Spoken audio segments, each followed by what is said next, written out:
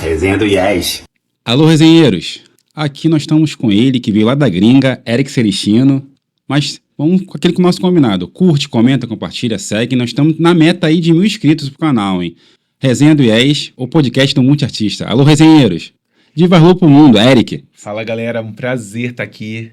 Carlos, obrigado pelo convite. E vamos que vamos. Aquela perguntinha que o pessoal já fica aguardando já quando começa o podcast é aquela... Quem é Eric Celestino pra você? Então, galera, eu sou um artista, né? Eu trabalho com arte há quase 20 anos, né? Ele brincou aqui de Vaz Lobo para o mundo, né? Eu sou criado em Vaz Lobo, eu sou criado no subúrbio do Rio de Janeiro. Hoje eu vivo na Califórnia, em São Francisco. A minha vida teve um reviravolta muito grande. Então, eu sou um artista que trabalho com cultura preta, que trabalho com cultura brasileira, que levo a cultura brasileira para vários países aí do mundo. Essa é a minha missão de vida. Devolver, dar para o mundo, né, essa cultura, o que a cultura deu para mim, a cultura me salvou, e a minha missão de vida é voltar aí para o mundo tudo que a cultura deu para mim. E como é que nessa história sua de Vaz Lobo para o mundo entrou a dança? Então, eu estudava numa escola chamada Colégio Pedro II. É uma escola ali no centro da cidade. E, galera, projeto da escola, a professora de educação física falou, vamos fazer um projeto de forró. Forró. Falei, pô, legal, forró.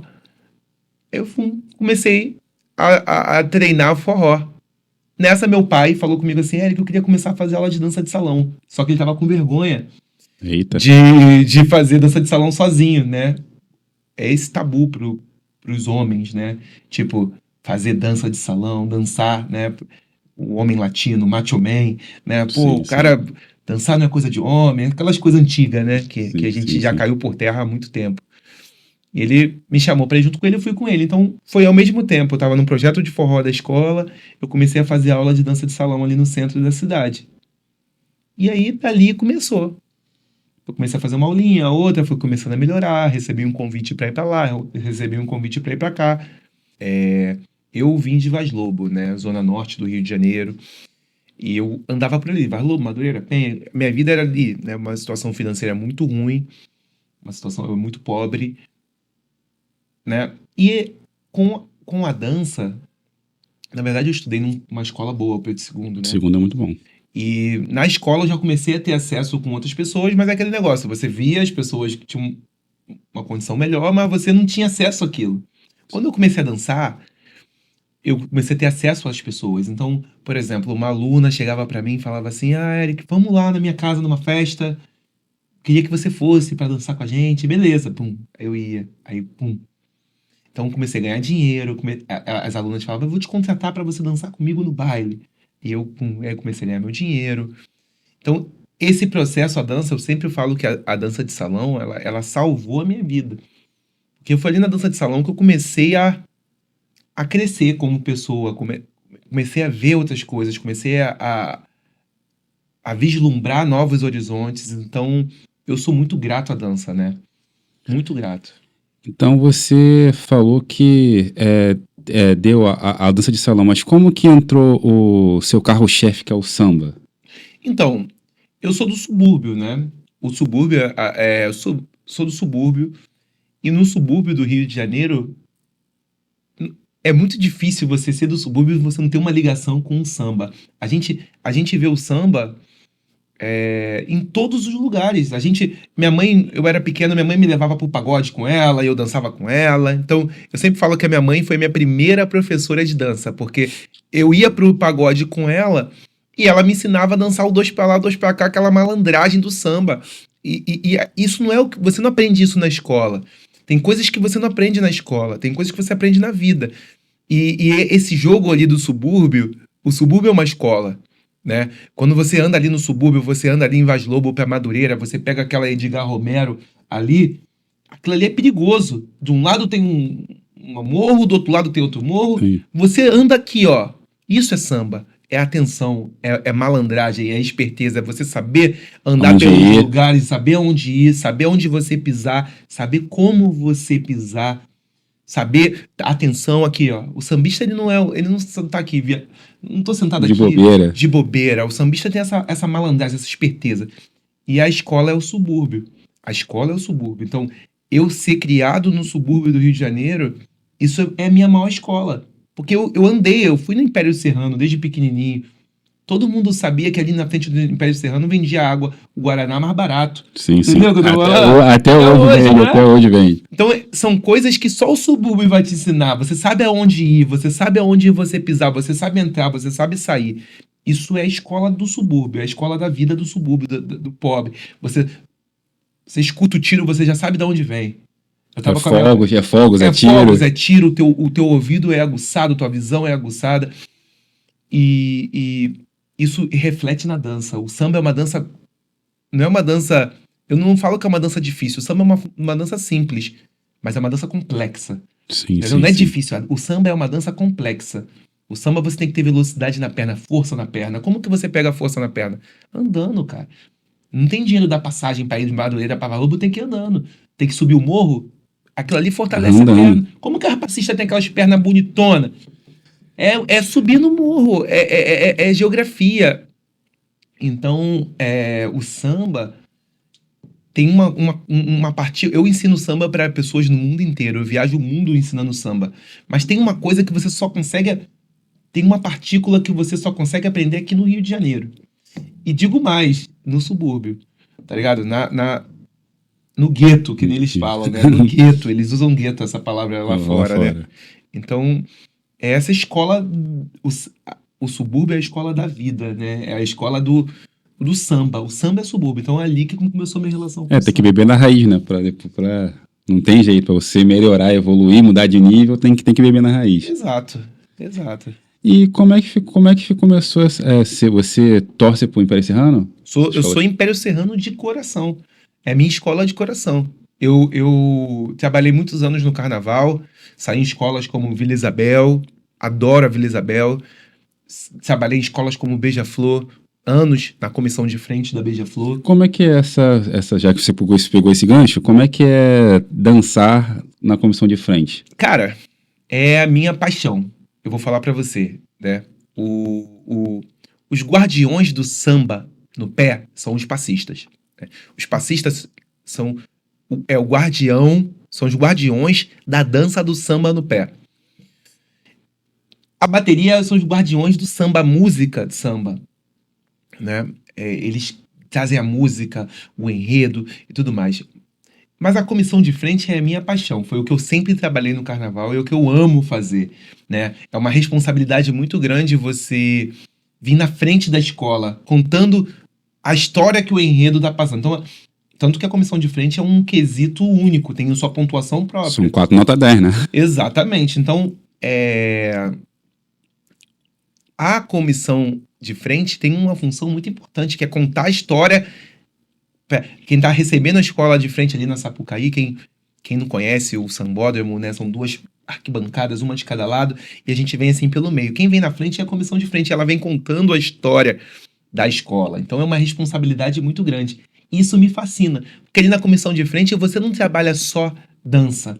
Você é artista, você trabalha música, você trabalha ser ator, interpretação. Tanto que várias comissões de frente são feitas por atores, não por dançarinos. Então, na comissão de frente eu tive contato com muitos atores, porque você conta uma história, uma peça de teatro. É como se fosse uma peça de teatro na avenida, ao vivo, né? Então, geralmente vocês começam a ensaiar em setembro, né? Setembro, Alguns começam antes, alguns começam em outubro, alguns começam em novembro, mas geralmente em Geralmente setembro até fevereiro, mais ou E menos. aí é aquela coisa, né? Saiu direto, pesado, é uma peça de teatro. Né? Começa, um amigo meu fala que ele começa a ensaiar 2 vezes na semana, e vai brigando pra 3, aí vai 4, 5, aí depois fica a semana toda Exato. ensaiando. Cada coreógrafo tem Eu trabalhei muitos anos com o Marcelo Misalides, até mandar um abraço pro Marcelo Misalides, é um grande coreógrafo, mestrão. E ele fazia desse formato. Ele começava com 2 ensaios, aí começava a chegar, passava mais um mês, ia pra 3, depois passava e ia pra 4. Mas cada coreógrafo tem um estilo. Tem coreógrafo que puxa mais o dançarino pra trabalhar a parte física. O grupo que eu dancei, né, o grupo do Misailides, ele é um grupo que sai junto há muitos anos. A gente sai junto há mais de 10 anos. Todo mundo ali na comissão de frente, naquele grupo, tinha mais de 10 anos de avenida. Então a gente tem uma certa experiência Já tá andando. todo mundo cascudo. Todo mundo cascudo. A gente tem equipe de dançarino de hip hop, temos atores, o Milton. Conhece o Milton, filho? Milton, grande ator. Então, assim, Eu já ouvi falar já. cada um traz a sua especialidade. Eu sou da dança de salão, eu era da dança de salão, do samba no pé, da dança. Então, cada um vinha com a sua especialidade. Um grupo com mais de 10 anos juntos. Então, aquilo ali era muito enriquecedor. Então, se tornou a minha paixão. É um trabalho muito técnico, assim. Para dançarino, a gente gosta desse trabalho técnico. Eu adoro os passistas, mas a minha paixão mesmo Comissão de é frente. a comissão de frente. Você falou de dança de salão, samba no pé, hip hop. Você só dança esses dois ou você dança outros estilos também de... Então, Ainda como dançarino, que vai chegar a parte de professor e tal, a gente vai pôr um por parte. na minha carteira de trabalho, eu tô artista dançarino. Ou seja, eu danço teoricamente, eu danço de tudo. O meu corpo, ele tá predisposto para dançar o que for necessário dançar. Porque a gente que trabalha com arte, né, eu falo que o profissional não é quem dança mais ou quem dança menos. É sobre postura de trabalho. Então a gente sabe estar num palco, a gente sabe da iluminação, a gente sabe... Então, a minha especialidade é samba. Samba nas suas formas, né? Samba no pé, samba de gafieira. O samba no pé é o samba que dança você sozinho. Sim. Samba de gafieira é o samba que A você dois. dança a dois. Então, eu vim das danças a dois. Bolero, soltinho, salsa. Esse tipo de dança é a minha especialidade. E o samba no pé, porque eu fui criado no meio do samba, no meio da escola de samba, no Mas meio... se precisar dançar um forró, sabe dançar. Forró é uma dança a dois. Então, essas são as minhas especialidades. Agora, Eric, temos um trabalho, por exemplo, na Globo. Eu fiz um trabalho na Globo que era o The Voice Brasil. Era um programa que tinha na Globo. Eu não sei se tem ainda. Tem esse programa? Não tem mais não. Então, The Voice é um programa que tinha na Globo. Eu fui o balé do The Voice. Eu fiz parte do grupo de dança do The Voice. Eu dançava com os artistas que estavam lá no The Voice. E ali, uma vez a gente teve que fazer um trabalho com o Lulu Santos. E eu tive que dançar hip hop. Eu não sou especialista em hip hop, né? Mas você demorou muito pra pegar a parada ou não? Foi fácil? Não, com certeza é um desafio, uma linguagem que não é a sua. O teu corpo ele não tem aquela linguagem. Mas como a gente é artista, a gente está acostumado com televisão, acostumado com teatro, acostumado com palco, e o corpo predisposto, você consegue, de uma forma, não com a maestria que os dançarinos de hip hop fazem, mas você consegue estar ali no meio da galera fazendo um trabalho. Então, o dançarino ele tem que ser muito versátil, porque ele tem...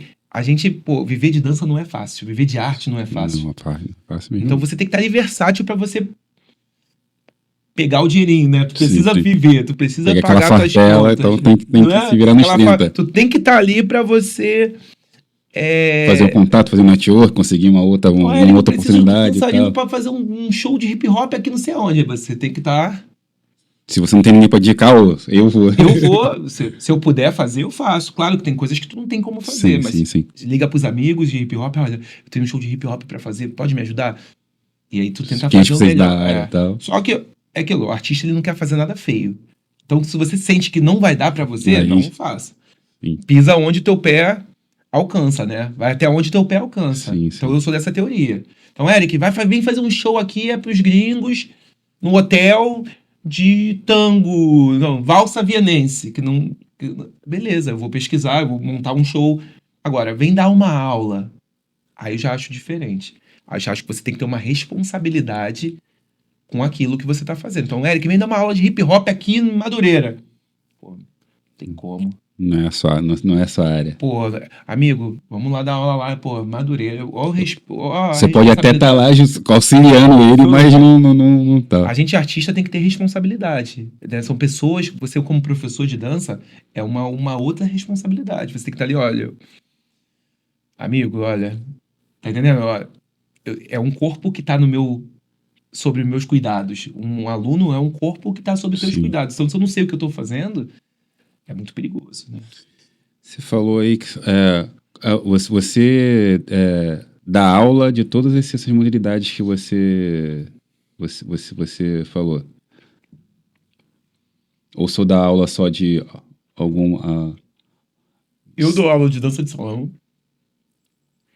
Todas as modalidades de dança de salão. O que é dança de salão?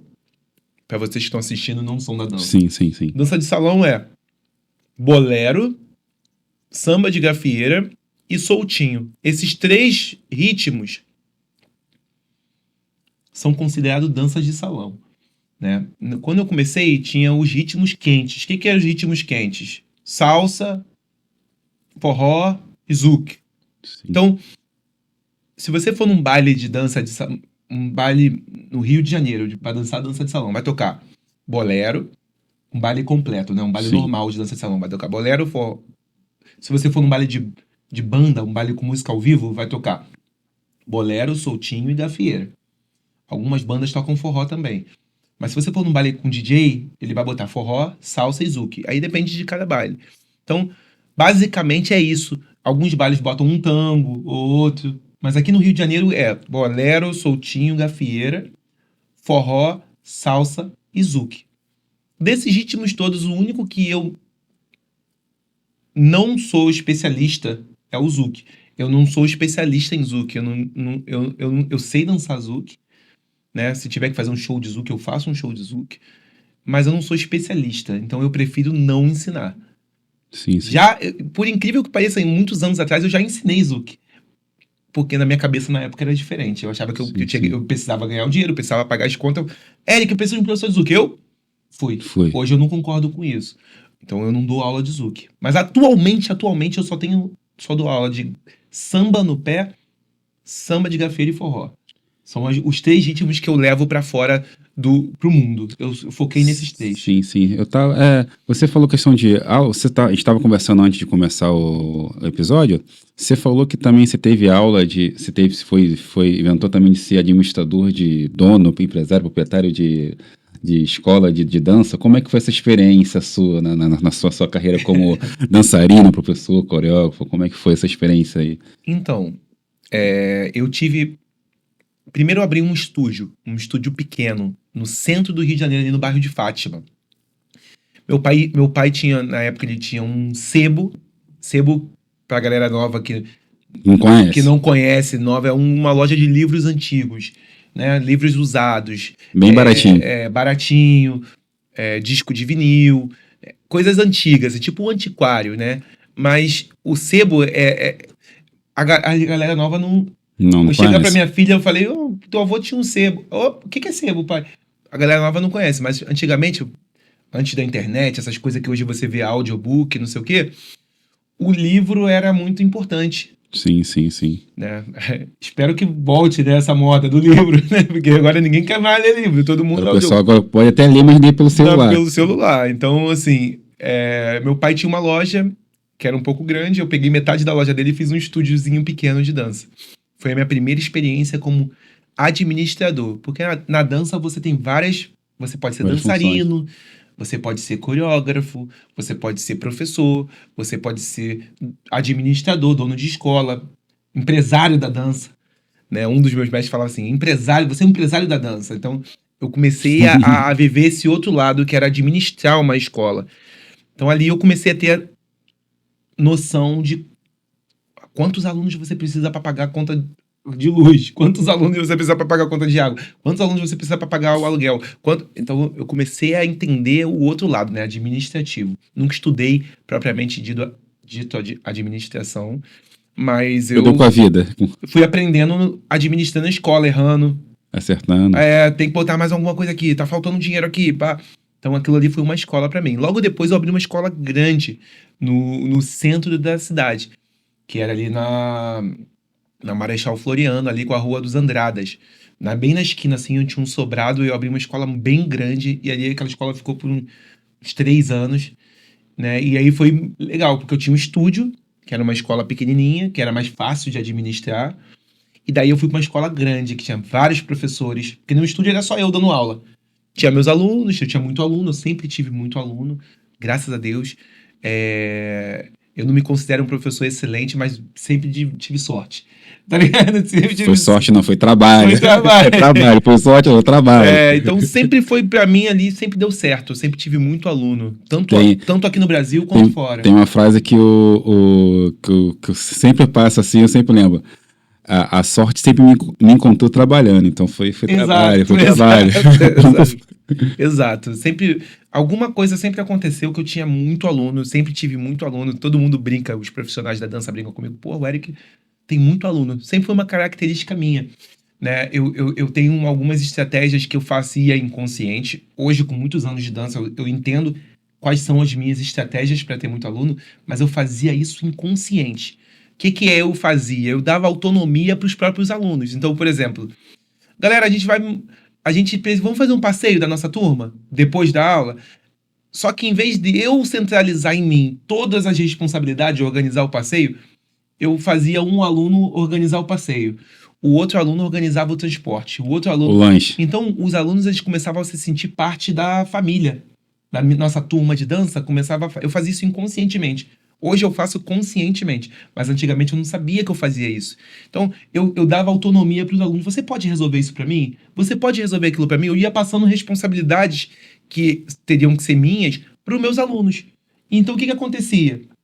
Eles já começavam a se sentir parte da família. Então, eles começavam... Eu falava, gente, olha só, nossa turma precisa crescer. Então, não era eu trazer aluno novo para a turma. Cada um indicando o outro. Eu pedia para eles, olha, gente, eu preciso de ajuda. Gente, eu tô precisando de mais alunos. Eu preciso, então, um ia chamando o outro. Então, todo mundo se sentia parte da família. Então, não era a turma do Eric, eu prestando um serviço para os alunos. Eram meus alunos juntos, lutando para o sucesso. Que, no fundo, era o meu sucesso. Mas como os alunos gostavam muito de mim, tava todo mundo junto lutando pelo meu sucesso. Entendeu? Entendi. Então, eu sempre tive essa Estratégia. característica. E uma estratégia que era inconsciente. Com o decorrer dos anos, eu entendi por que eu tinha muito aluno. Eu sempre tive... Eu tinha aluno às vezes, mais que grandes mestres. Mais que grandes escolas. Eu sempre tive muita quantidade de aluno. Então, esse era meu segredo. Eu tô compartilhando aí com vocês, profissionais que estão assistindo aí. Segredo compartilhado da gringa, galera. Alô, resenheiro, anota aí. Se você que é do mundo da dança, anota aí. Ó. Até hoje eu faço isso. Chego lá na gringa, né?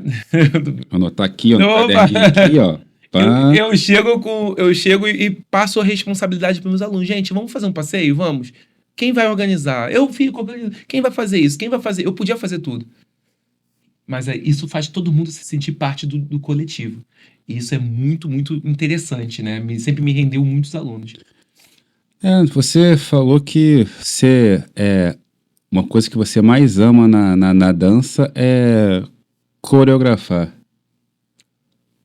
Como é que começou esse dançarino que virou professor, que agora também é coreógrafo? Então, a dança, ela tem várias vertentes, né? Você pode ser professor, que é uma coisa. O professor não necessariamente é um excelente dançarino. Porque você ser um excelente dançarino, teu corpo ser um corpo inteligente, ele não significa que você sabe explicar o que você tá fazendo. Imagina, o cara tá lá, o cara é o mestre do hip hop. Ele sabe fazer, agora tá bom, agora faz o meu amigo aqui fazer esses movimentos. O cara pode não saber, faz Saber assim. explicar, né? Não saber a didática, porque o corpo inteligente não necessariamente é um bom professor, uma pessoa que sabe transmitir aquele conhecimento. Então, você pode ser professor, você pode ser dançarino, você pode ser coreógrafo, você pode ser empresário. E o que aconteceu comigo? Quando eu comecei a dançar, eu me encantei com a dança. A dança, eu era muito tímido. Então, eu brinco não, eu falo muito sério. A dança, ela me deu tudo que eu tenho. tudo que eu tenho hoje, quem me deu foi a dança, né? A dança, ela me entregou tudo, né? E, claro, Deus, orixás, cada um com a sua crença, né? A força maior, né? Mas a dança, ela me entregou tudo que eu tenho. Tudo que eu tenho, eu sou muito... A minha filha, a dança me deu. A minha filha, a mãe dela eu conheci na dança. Então, tipo assim, tudo na minha vida foi a dança. Então, a dança, como eu amo esse mundo, eu amo a arte, eu amo a dança, eu fui me enveredando por todos os caminhos. Então, eu brinco que eu fui um operário da dança. Eu trabalhei em todos os aspectos da dança. Tudo. Tudo que você imaginar da dança, eu já fiz. Já organizei eventos, já organizei workshop, já fiz turnê, tudo que tu imaginar da dança, eu já fiz, né? E de todos os caminhos que eu já segui na dança, todos os caminhos que eu experimentei, e com modéstia à parte, eu fui bem sucedido em todos os caminhos Amém. que eu entrei. Mas o que mais me interessa, o que eu mais gosto de fazer é coreografar. O que é coreografar? Você criar uma coreografia independente para o que seja. Então, por exemplo, Eric, meu casamento vai ser daqui a 3 meses. Você pode montar a coreografia para o meu casamento? Eu amo fazer isso. Eu monto a coreografia para aquele momento especial dos noivos, dos casais, e aí depois eu gosto de ver o resultado no dia. Então, para mim, é uma coisa que eu amo fazer. Amo fazer. Então, Eric, minha filha vai fazer 15 anos, você pode montar uma coreografia para mim? Cara, eu vou fazer, eu vou montar, eu quero ver o dia, como é que vai ser. Isso para os outros, como trabalho, né? Por exemplo, Eric, eu sou muito contratado por grupos de dança profissionais, né? No mundo tem várias companhias de dança, então as companhias me contratam para eu montar coreografia para essas companhias. Eu amo fazer isso. Eu amo estar com um grupo de dançarinos, pode ser profissional, pode ser amador. Eu amo estar com um grupo de dançarinos montando trabalhos. Aquele trabalho fica eternizado. Depois daquilo ali fica para sempre. Então, de todas as áreas da dança, essa é que até para mim, eu amo coreografar. Eu amo que as pessoas vejam uma coreografia em mim e falem, nossa, essa coreografia ela é maravilhosa. Eu tenho coreografias na internet que tem 4 milhões de visualizações, 3 milhões de visualizações. Tem muito problema, porque muita gente rouba minhas coreografias. Isso é um problema, porque na dança, a internet ela é terra de ninguém. Você monta uma coreografia aqui, uma dancinha do TikTok. Você criou essa dancinha. Amanhã, tá todo mundo fazendo a tua dancinha. Então, com coreografia é a mesma coisa. Você monta a coreografia hoje, amanhã um professor lá da Nova Zelândia, ele olhou, nossa, adorei. Igual. Vou fazer com meus alunos. Ele copia a coreografia. Isso é um problema que a gente tem no mundo da dança. A internet veio para ajudar, mas as pessoas, elas veem o teu trabalho na internet e elas querem copiar. Então, muitos professores fazem isso. Isso é um problemaço que a gente tem no meio da dança. Porque você monta uma coreografia aqui, ela fez sucesso, 4 milhões de visualizações no Instagram.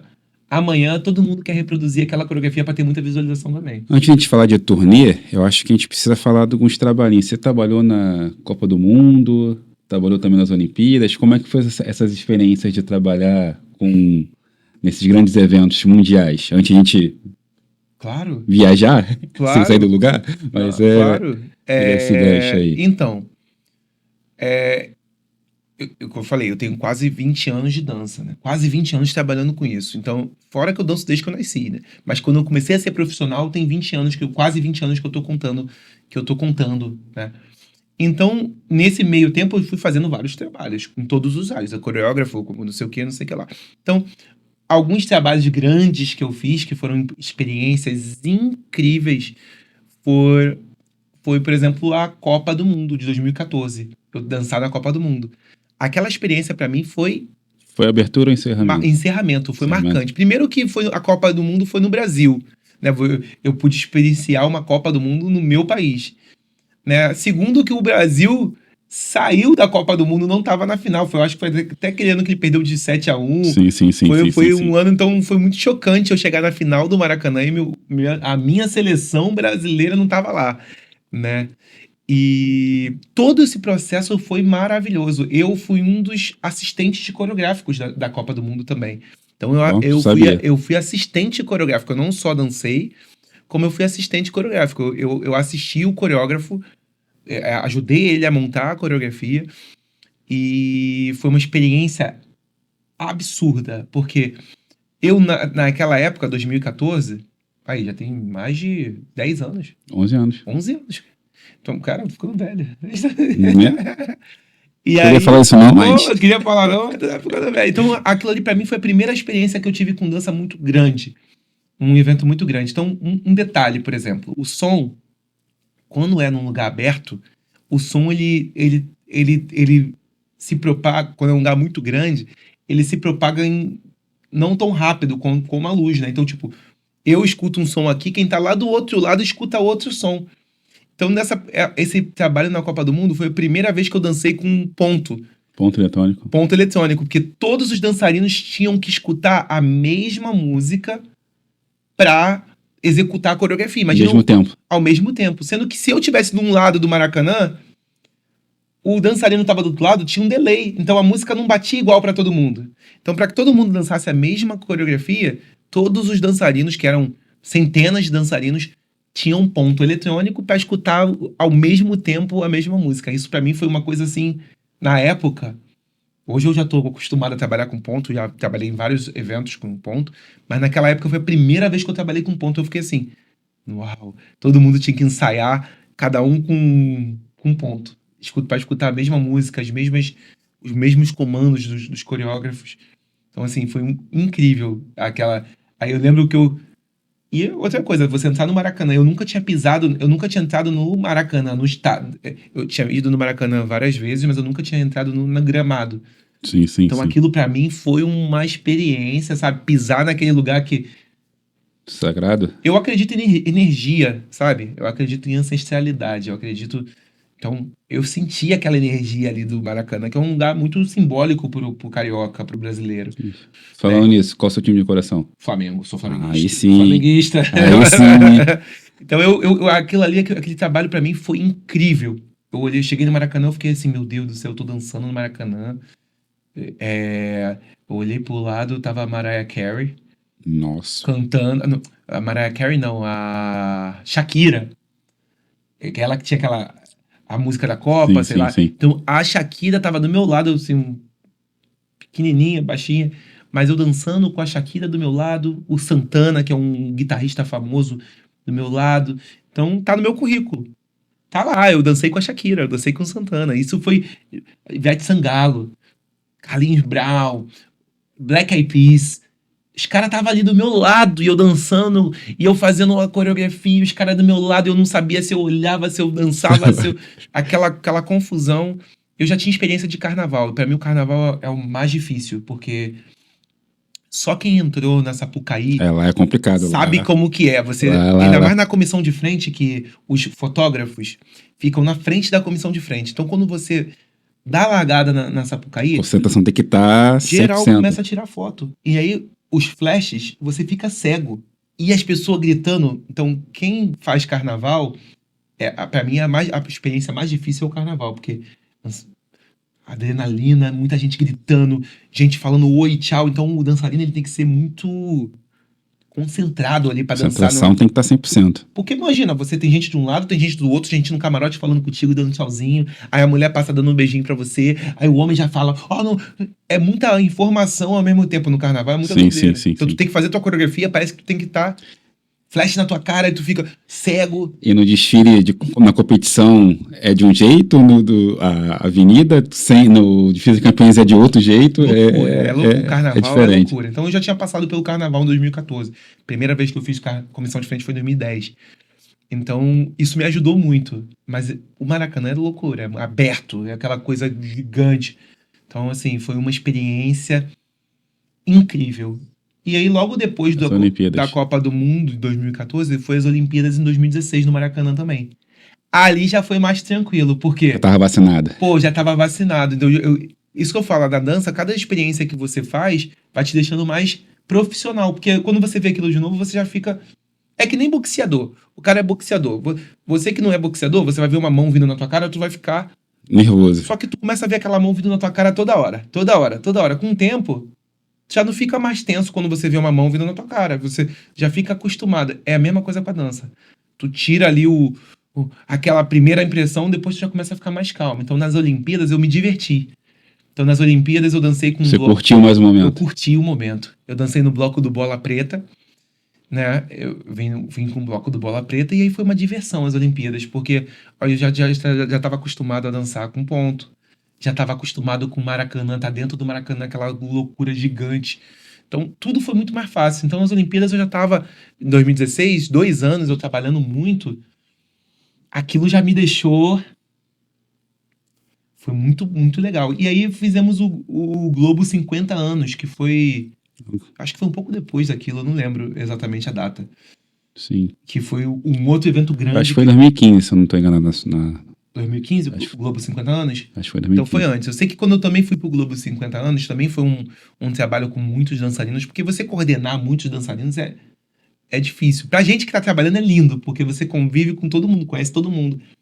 Quem trabalha com arte sabe que network é muito importante. Sim. Quanto mais gente tu conhece, mais trabalho você faz. Então, quando tem um trabalho que tem 300 dançarinos, você faz contato com... São 300 possibilidades de network. Exatamente. Então, eu fiz o Globo 50 anos, também foi um trabalho... Então, tudo já foi ficando mais fácil. Mas a minha primeira experiência mesmo foi na Copa do Mundo. Na verdade, foi o Carnaval em 2010, e na Copa do Mundo com muito dançarino.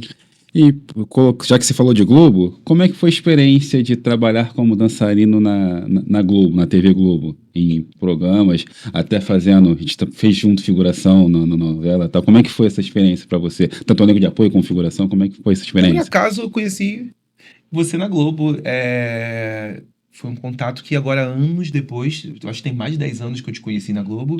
Anos depois, a gente tá se encontrando aqui agora. É o que eu falo. O mundo da arte, ele precisa desse network. Você precisa conhecer gente. Porque uma coisa... Há 10 anos atrás que a gente se esbarrou numa figuração, 10 anos depois a gente está se encontrando num podcast. Você com teu podcast, você com sucesso profissional, eu com sucesso profissional. É isso. Porque cada artista tem o seu caminho. Então Sim, a gente sim, se sim. encontra lá no passado, todo mundo mal naquela época, todo mundo quebrado. Contando os caraminhos. E hoje em dia tá todo mundo bem, tá tudo... A arte é isso. Você não sabe o que vai acontecer, você só conhece as pessoas. Isso é legal da arte, você se entrega. É um rio. Você pula nesse rio e boia. E deixa o rio te levar, Sim. porque ele vai, claro, com muito Mas ainda tô trabalho. naquela experiência ainda da sua escolinha dividida com o sebo do seu pai. Ainda tô nessa fase ainda. Não tô Calma naquela que a gente fase vai voltar. Eu tô indo pra voltar. Não, eu tô falando que eu ainda tô naquela fase ainda que sou da primeira... Tá nada, para. O sebinho ali, cortar Aqui, o ó. medido ali e tal. Essa logo aqui, meu amigo, não tá puro mais, não. Não é a mesma pessoa que eu conhecia anos atrás, não é mesmo. Tá bom? Então, o que acontece? Posso falar Globo? Pode, Pode, tá problema não? não tem problema não. Então, a Globo, pra quem não conhece, quem tá assistindo aí, é uma das emissoras, porque eu tô explicando o que é a Globo, porque muitas pessoas que me assistem, que me seguem, são de fora do Brasil. Sim. Tá bom? Então eles não têm muita ideia do que é a Globo. Né? Então eu tô falando, né? Então desculpa pra quem é brasileiro que tá assistindo esse podcast. A Globo é a maior emissora de televisão, assim, aberta aqui América Latina. da América Latina.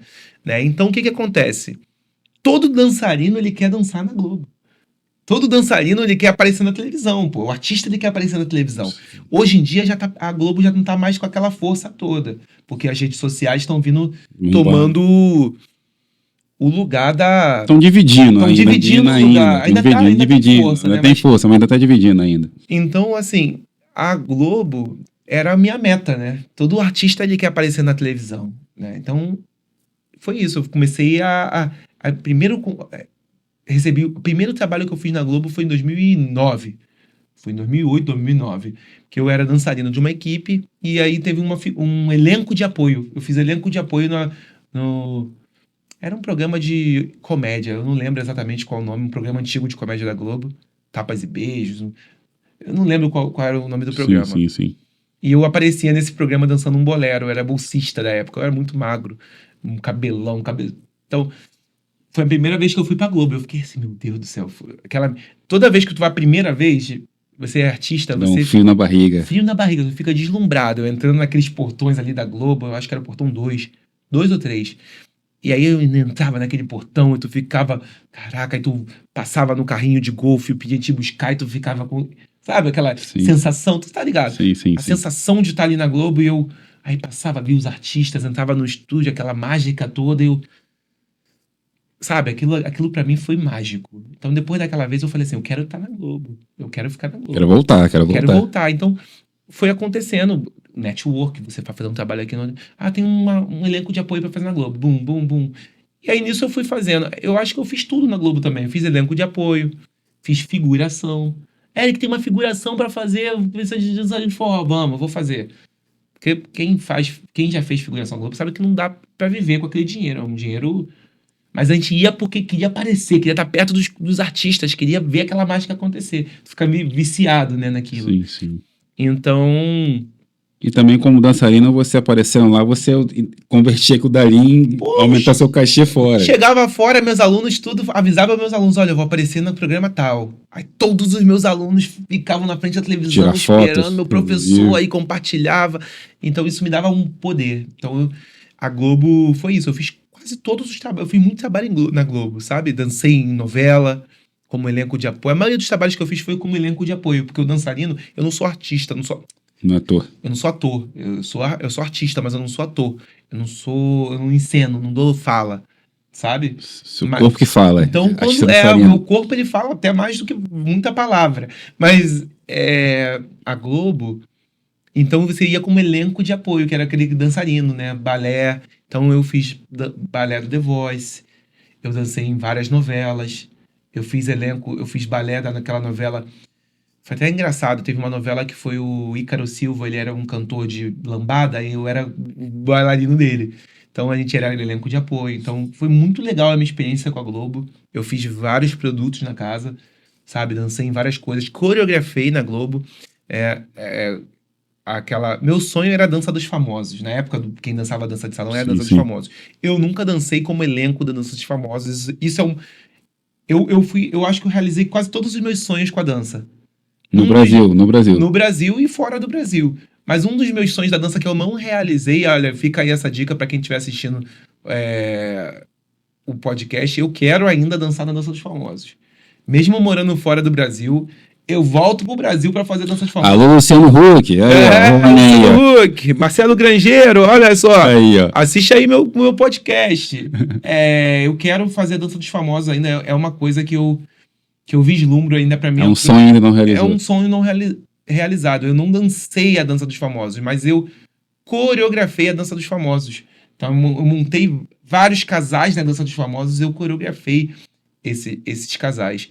E eu tanto dança dos famosos quanto aquele programa que a Xuxa tinha na Record, era Dança em Brasil. Dança em Brasil. Então eu sou muito bem realizado, porque montei muitas coreografias, tanto para Dança dos Famosos, quanto para o Dança em Brasil, né? Trabalhei ali nos bastidores, montando a coreografia. Então, eu falei, eu realizei a maioria dos meus sonhos com a dança, alguns ainda faltam realizar, mas eu sou muito bem feliz com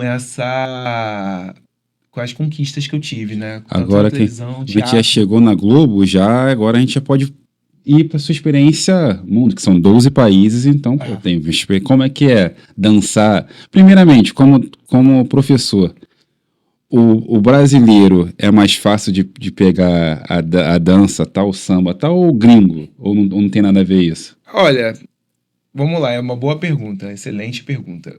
O brasileiro ele tem a vantagem de conhecer a cultura, porque o samba não é só uma dança, né? O samba é toda uma cultura, é toda uma resistência.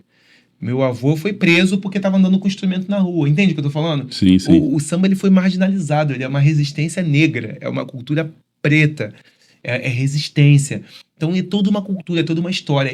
Isso eu passo para os meus alunos fora do Brasil. Eu não só ensino passo, eu não ensino só... Você conta a história. Você tem que entender a história, porque o samba, comercialmente, ele é forte. Você pode ganhar dinheiro. Então o que acontece? Muita gente usa o samba para ganhar dinheiro, mas não entende a cultura que o samba tem. Sim. Né? Então, é muito importante você respeitar o samba. Uma cultura preta, você tem que respeitar a ancestralidade. Né? É uma cultura de terreiro, é uma cultura de hierarquia, você tem que respeitar o mais velho. Né? Você tem que O samba passava no passado, era de pai para filho, de filho para pai, de vô. Era uma coisa assim, ó, Ancestral. ancestral, né? Então, tipo, é muita responsabilidade você ensinar samba. Porque você tem que ter uma responsabilidade de ensinar a cultura, não só a dança, né? Então, o brasileiro ele tem a vantagem de conhecer a cultura, né? Já está exposto à música, está exposto ao idioma. Eu brinco que quando você dança, quando você conhece você sabe falar português, você samba melhor. É uma brincadeira, mas faz a diferença, porque o samba ele tem a ver com a língua, com a nossa língua. Então, quando você dança uma música que você sabe o que a música tá falando, isso ajuda você a fazer o teu improviso. Então você tá sambando. A música, a música fala assim: "E bole, bole, bole, bole. Bole, bole, bole, bole". Se você sabe português, Fica mais você fácil. sabe que vai fazer o bole, bole, bole, tu vai dar uma rebolada. Você, entendeu? Tipo, A malandragem, como você tava falando, da malandragem. Aí tu tá sambando de improviso. Aí a música fala assim: "Eu sempre tive os pés no chão". Você vai botar teus pés no chão, sabe qual é? É, samba miudinho, samba miudinho. O que tu vai fazer? Tu vai sambar miudinho. Porque a música tá falando. Então, muitos sambas falam algumas coisas que você usa no teu improviso. Sim, sim, sim. Então, se você sabe a musicalidade, por exemplo, nós estamos tristes com a morte do sambista. A música tá falando sobre a morte de um sambista. Tu não vai sambar. Partido alto, você vai Você sambar não vai miudinho, sambar, mais entendeu o que eu lento, tô tá falando? mais Então, tipo, cadenciado. se você conhece a língua portuguesa, se você conhece a língua que está sendo falada no negócio, faz diferença no teu improviso, porque a gente que é dançarino, a gente usa coisas que são faladas na música a nosso favor na dança. Então você tem um poder maior de interpretação. Isso não significa que se você não entende português, você não pode dançar. Tem a questão dos instrumentos. A musicalidade ela é muito complexa. Sim, Entendeu? sim. Mas eu sempre brinco que quem sabe falar o idioma, por isso que eu incentivo meus alunos de fora do Brasil a aprender português. Eu não ensino só samba, eu ensino português também. Eu dou aula, eu dou aula em inglês, mas eu falo muito em português na minha aula, porque eles precisam entender os termos, eles precisam entender as coisas. Eu ensino letra de música, eu traduzo para eles letra de música. Então, não é só uma aula de samba, eu dou uma aula de Não é português. só uma aula de dança, é uma aula de cultura da dança, de português, tá? É um pacote completo. Então, os alunos do Brasil têm a vantagem de saber o idioma, saber a cultura, conhecer samba, escutar samba desde pequenininho, conhecer os pagodes, entendeu? Tu vai numa roda de samba, os caras sabem cantar, os caras sabem o pagode. Eu trago meus alunos aqui gringos, eles ficam loucos, porque eles querem cantar, porque, por exemplo, vai um samba de roda. Qual é a cultura do samba de roda? Não é nem sambar. Você não vê muita gente sambando no samba de roda. É todo mundo em volta da roda, batendo na palma da mão e cantando. A graça do samba, de você ir no Samba do Trabalhador, toda segunda-feira ali no Andaraí. Tu não vai ver a galera sambando pra caramba no pé. Tu vai ver a galera batendo palma e cantando de samba e tomando um gelo. Sim, Tomando sim, um sim. gelinho, batendo palma e cantando samba. A graça é você conhecer os sambas. Quem conhece mais samba se sente mais confortável na roda de samba. Então tem isso, é tudo uma cultura. E aí que tá, o brasileiro ele tem essa vantagem de conhecer a cultura, tá mais perto da cultura. Agora, o pessoal fala assim, nós somos brasileiros, o samba é nosso, todo brasileiro sabe sambar. Mentira, mentira. A maioria dos brasileiros não sabe sambar. A maioria dos brasileiros não sabe sambar. Samba é uma dança, você precisa estudar essa dança. Então, muito brasileiro tem esse problema de falar, eu já sei sambar. Samba aí. Todo estranho. Não é samba. Então, desculpa, tu não sabe. O brasileiro, ele acha que o samba, por ser um patrimônio nosso, cultural, que todo mundo tem acesso a isso. Não, você precisa fazer aula, você precisa aprender. Ou você faz uma aula de samba, ou você nasce dentro da comunidade sambando com a tua mãe desde pequenininho, como foi o meu caso. Entendeu o que eu tô falando? Sim. Que foi a aula também. Eu fiz aula de samba na vida. Não foi uma aula paga, mas foi uma aula no samba. Eu aprendi a sambar dentro da escola de samba, no samba, com a minha mãe, desde pequeno. Ou você vem dessa raiz, que não é a realidade da maioria de muitos brasileiros. Muitos brasileiros não têm essa cultura, esse acesso à cultura. Sim. Ou você faz a aula de samba, porque o samba não vem por dom, por essência, não. Você tem que aprender a sambar. Isso é técnica. Você precisa aprender técnica, né? Tem gente que aprende de uma forma empírica, que aprende por osmose, vai vivendo no meio daquele negócio e vai sambando. E tem gente que tem que fazer aula. Brasileiro ou estrangeiro. Então, aí que tá a vantagem do estrangeiro. O estrangeiro, ele por ter talvez um poder aquisitivo maior, ele investe mais em aula. porque ele sabe que aquilo ali não é uma cultura dele. Então, eu sinto que o estrangeiro, ele faz mais aula. Então, ele paga mais aula, ele investe mais em conhecimento, ele investe mais... Então, os professores fazem muito mais dinheiro fora do Brasil do que dentro do Brasil, porque a galera brasileira fala, eu já sei samba, eu sou brasileiro. Não, mentira, tu não sabe. Então, Respondendo a pergunta. respondendo a pergunta, essa volta toda para responder a pergunta, eu acho que o brasileiro tem mais facilidade pela questão de saber a cultura, de entender melhor a cultura do samba, mas eu acho que não tem mais facilidade de aprender do que o gringo, não. Porque eu acho que o gringo, ele faz muita aula, ele se dedica muito, então ele compensa essa diferença. Então, eu vejo mais gringo, às vezes, sambando lá ali do que o próprio aluno, tô falando em relação ao aluno brasileiro, né? Sim. Eu vejo mais o aluno gringo desenvolvendo do que o aluno brasileiro desenvolvendo. Eu sinto que o gringo, ele investe um pouco mais. Não é Sim. porque... É porque tem mais dinheiro, tem mais condições, tem mais acesso. Acho Sim. que se os brasileiros tivessem muito dinheiro sobrando, eles também fariam a mesma coisa. E como é que é dançar fora do país? Assim, em turnê e tal, você mora fora do país, mas também você já viajou para Viajo. Continuo viajando até hoje. viagem. Como é que é dançar fora do país onde você mora hoje, mas fora do Brasil? Então, assim? o Rio de Janeiro, para mim, é a casa do samba. Né? O pessoal fala, o samba nasceu na Bahia, coisa e tal, tem muito samba na Bahia, legal. Mas pra mim, o Rio de Janeiro é a casa do samba, é minha opinião, tá, gente? Baianos que estão assistindo, não fiquem chateados, é a minha opinião. Eu acho que é aqui que o samba mora. O samba mora aqui no Rio de Janeiro. Então, isso aqui é uma escola.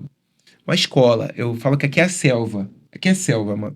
Então, o Rio de Janeiro é uma escola de vida. Porque aqui é muito difícil. Quem mora no Rio de Janeiro vai saber o que eu tô falando. Financeiramente é muito difícil, é uma cidade muito cara e você ganha muito pouco. Então é muito difícil você viver no Rio de Janeiro, você tem que se virar nos 30. Só que isso deixa a tua casca resistente, né, mano? Então, tipo, eu brinco que se eu vivi de dança, se eu fui bem sucedido com dança no Rio de Janeiro, eu consigo ser bem sucedido com dança em qualquer lugar do mundo. Porque, pô, nada é tão pesado como aqui no Rio de Janeiro, pra mim. Porque o Rio de Janeiro é uma sobrevivência, mano. É perigo. Eu amo essa cidade, tá? Eu tô falando do Rio de Janeiro, mas eu amo o Rio de Janeiro. Pra mim, o Rio de Janeiro é a melhor cidade do mundo. É melhor, é onde eu me sinto melhor no mundo. Eu viajo o mundo inteiro, mas aqui é onde eu me sinto bem, né? Com todos os problemas, é aqui que eu me sinto bem, né? Mas aqui te dá uma casca, uma maturidade. Então, eu fiz a minha carreira aqui, eu não fiz a minha carreira lá fora. Sim, Muitos sim. artistas começam um pouquinho aqui, já vai lá pra fora e se dá bem. Mas eu não, eu fiz a minha carreira aqui. Então, quando eu for lá pra fora, a minha casca é muito, muito dura. Muito maior, né? Muito mais forte. Então, eu vou muito forte pra onde eu vou. Eu sou diferencial aonde eu chego, porque eu sei muito. Porque eu vivi aqui. Eu lutei aqui. Então, eu sei fazer turma, eu sei fazer evento, eu sei fazer coreografia, eu sei fazer tudo. Eu cheguei lá fora muito poderoso. Então, Preparado, né? preparado. Então, aqui no Rio, eu dancei muito, fiz muito job, muito trabalhinho aqui. Dança ali no hotel tal, dança no hotel Y, dança no hotel... Eu fiz muito show. Então, me deixou resistente. Quando eu cheguei lá fora, pra mim foi fácil. Eu cheguei lá fora e falei, opa, calma aí. Tem o problema da língua, tem o problema da cultura, tem. Mas nada é tão difícil quanto aqui no Rio de Janeiro. Então, eu sinto que lá fora... O pessoal tem aquela metáfora aqui no Rio de Janeiro, fala assim, a água tem um valor no sinal de trânsito, tem outro valor no hotel, tem outro valor no aeroporto. Dependendo de onde a garrafinha de água tá, É um preço. é um preço diferente. Né? É a mesma garrafa d'água, só que o preço é diferente dependendo de onde você vende essa garrafa d'água. É mais ou menos... Eu sou o mesmo artista que eu era aqui no Rio de Janeiro. Na verdade, eu acho que até perdi um pouco, porque você... Como aqui é a casa do samba, como aqui você pisa no chão e você já recebe essa energia do samba, eu fora daqui eu perco um pouco. Eu sinto que a minha dança, meu samba vai um pouco embora. Né? Então, aqui é a casa do samba, é aqui onde eu me recarrego. Eu venho sempre pro Rio de Janeiro para me recarregar, para eu poder voltar lá para fora e... Um gás novo. Mas o profissional que eu sou aqui, lá fora, é o mesmo profissional. Só que eu sinto que lá fora eu tenho um valor diferente. É mais valorizado. Exato. Então, a única diferença que mudou é que eu sinto que eu recebo um pouco mais financeiramente lá fora. Ah, mas tem também o fator clima. Como é que é dançar no frio, pessoa que não conhece a sua língua, tal. Então tem esses fatores aí. Então, temperatura. Faz diferença, claro que faz, né? Você tá aqui no Rio de Janeiro, é calor, O corpo, ele muda no calor. Eu, por exemplo, no frio, eu engordei muito. Por quê? O frio, o teu corpo, ele quer se proteger. Então, o teu corpo naturalmente acumula gordura no frio. Então, muda. Óbvio que muda. Mas, em relação a show, não. Porque, geralmente, quando você tá num país muito frio, você dança interno. Você não faz show externo. Mas, realmente, por exemplo, eu dou aula de dança a dois. É o meu carro-chefe. Samba no pé também é meu carro-chefe. Mas, danças a dois. E, dependendo do país que você tá, muda essa questão do toque. Então, por exemplo, onde eu morei um tempo em Michigan. A galera tem problema de tocar.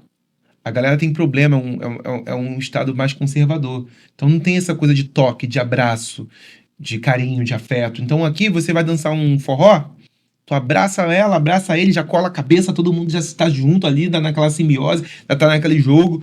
O brasileiro é assim, o brasileiro se fala, se aperta, se abraça, se aperta a mão. O brasileiro tem essa questão do toque. Então pra gente dançar dois não é tão difícil. É difícil, mas não é tão difícil você estar ali com outra pessoa no teu raio de ação. Sim, sim. Agora, o gringo não. O gringo, ele tem problema com toque. Então, você quebrar essa barreira, você fazer ele entender que você tá abraçado, mas não tá invadindo o espaço dele, demora um pouco mais. Então, isso demora um pouco mais pra você, dependendo do país que você tá, dependendo do estado que você tá, isso muda, tá? Mas nenhum país é como o Brasil de calor. Sim, talvez Colômbia, talvez os países sul-americanos, talvez. Mas você sempre dançou com parceiras brasileiras, latinas ou Hoje a minha parceira é americana. Hoje a minha parceira de dança é minha esposa, ela é americana. Eu treino ela, eu ensino ela a dançar. Mas a maioria dos meus trabalhos, minhas parceiras foram brasileiras. E você já passou algum perrengue em alguma turnê, assim, algum país que você lembra, assim? Perrengue, olha, uma vez quando eu fui pra Inglaterra, para entrar ali naquele aeroporto ali da Inglaterra foi um perrengue. Eu não sabia nada de inglês naquela época. E os caras muito ignorantes na imigração ali para entrar dentro do país. Eu passei um susto, assim, quase que eu não entro. Acabei entrando, mas foi bem pesado. Né? E já aconteceu perrengue, assim, de contratante, né? Ah, vem aqui pro meu país, assim, tipo... Vem aqui pra... Deixa eu falar um país que eu não fui, pra ninguém se sentir... Vem aqui pra Tchecoslováquia. Vem aqui pra Rússia, eu nunca fui pra Rússia.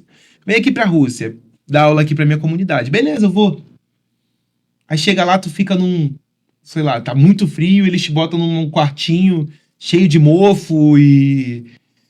sem aquecedor, e você passa frio, isso já aconteceu muito comigo. Viajar pra lugares e a pessoa que tá te recebendo não te receber bem.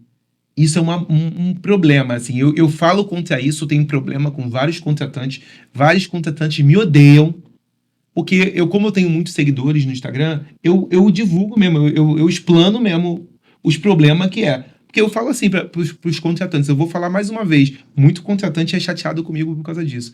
Se você não tem condições de receber o artista, não receba.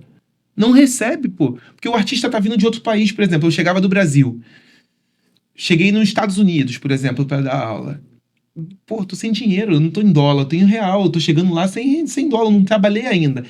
Do tempo que você chega no país até o tempo que você vai dar a tua primeira aula para tu fazer o teu primeiro dinheiro, você tá sem dinheiro, teoricamente. Mesmo que tu leve um dinheirinho, é pouco. Sim, então sim. Tem contratante que ele não se preocupa com a tua comida naquele momento, naquele período. Não tá com nada organizado para te receber. Então você chega lá, cadê a comida? Não tem. Ah, tá bom, você pode ir na esquina comprar um negócio para você comer. Mas é o que dinheiro? Tipo assim, sabe qual é? Então, tipo, isso, quando eu tava começando, esse era hoje, que eu já tô mais Tô vacinado, já tá experiente. É isso, tu vai passando por perrengue pra você... Hoje eu já falo pro meu contratante, olha só, eu vou chegar aí tal, tem comida me esperando?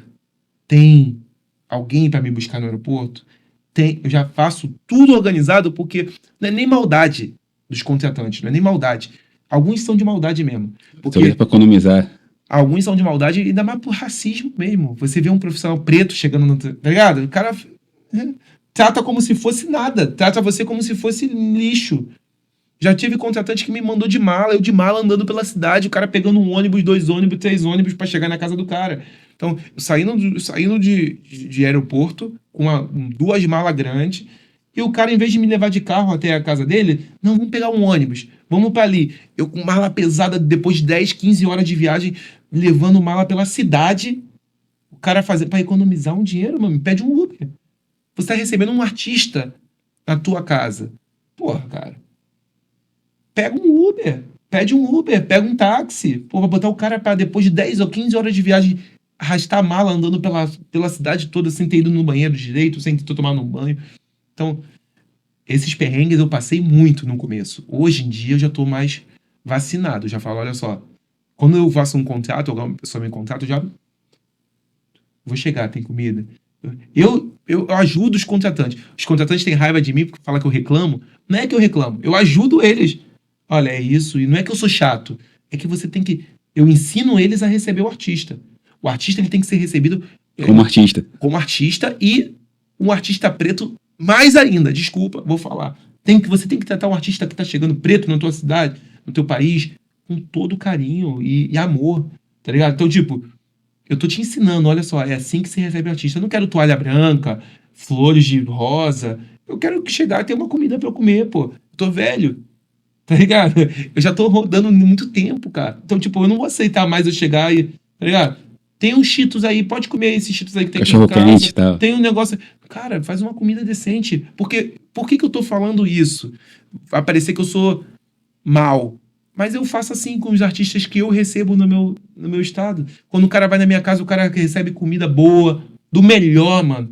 Quando eu recebo alguém no meu estado, eu falo o que eu faço. Eu vou receber o artista, eu vou dar comida pra ele, eu vou dar bebida, come o que você quiser, bebe o que você quiser. Tu não vai andar pra lá e pra cá. Pô, ele tem que descansar. Eu não vou. Eu quero que o Eric apareça no meu evento. Aí programa 3 eventos. Já aconteceu isso comigo. Aí me leva no evento, aí eu danço com os alunos, faço aquela presença VIP, aí me joga pra outro evento. Outro evento. Pô, cara, tá cansado, não posso organizar 3 bailes no mesmo dia pro artista aí. Sim. Ele acabou de chegar, no primeiro dia que ele chegou, eu não vou marcar uma porrada de aula pra ele dar. Entendeu o que eu tô falando? São coisas que quem produz sabe. Quem é produtor sabe. Mas muitos não são produtores. Então, eu tive experiência em todas as áreas da dança. Eu fui produtor, eu fui coreógrafo, professor. Então, eu posso falar. Parece coisas bobas pra Você gente. tem autoridade e autonomia pra falar isso. Parece pra gente que produz... Você é produtor também. A gente sabe que tem que se preocupar com tudo. Você tem que fazer um cronograma pro artista. Entendeu? Então, produtores... Porque a galera chega no seu estado... Eu quero trazer o artista, não se preocupa como ele vai ficar. Amigo, se não dá pra receber bem o artista... Tive produtor falando pra mim, você sabe quanto que é a comida aqui onde eu moro? Amigo, então por que tu tá chato no produtor? Não é pra tu ficar chateado comigo, porque eu tô falando isso. Eu não tenho nenhum sentimento pessoal contra você. Eu tô dizendo que tem que ser feito. Você tem que tratar o artista bem, senão não recebe. A gente tá fazendo muito por você. O produtor entra nessa vibe. A gente tá fazendo muito por vocês. Você não tá... Meu amigo, o mínimo... Você dá comida pro teu artista, você botar um lugar pra ele dormir confortável. É o mínimo. Eu não vou pegar um artista, receber na minha casa e botar forrar um negocinho no chão, deita aí. Porra, cara, o cara tá vindo trazer cultura pro meu estado, pro meu lugar, pro meu país. Porra, cara, tem que o mínimo. Não é volta, né? Não é você dar caviar. É você ter uma comida. A mesma comida que você come, o artista tá ali pra comer. Não precisa fazer nada especial. Entendeu? Recebi ano passado na minha casa uma professora aqui do Brasil. O que você come? Eu não como carne vermelha. Tudo bem. Já organizei uns peixinhos pra ela, ovo. Eu sou vegetariano. Eu como peixe só e ovo. E de lanche? Eu não como glúten. Tá bom, tudo bem. Eu vou organizar fez a feirinha, fez o mercado sem glúten. Entendeu o que eu tô falando? Não é nada demais pra mim fazer isso. Não é nada muito absurdo pra mim comprar uma comida que o professor... Fazer um agrado pro professor. Pô, ele gosta de comer isso. Poxa. O cara gosta de chocolate e tal.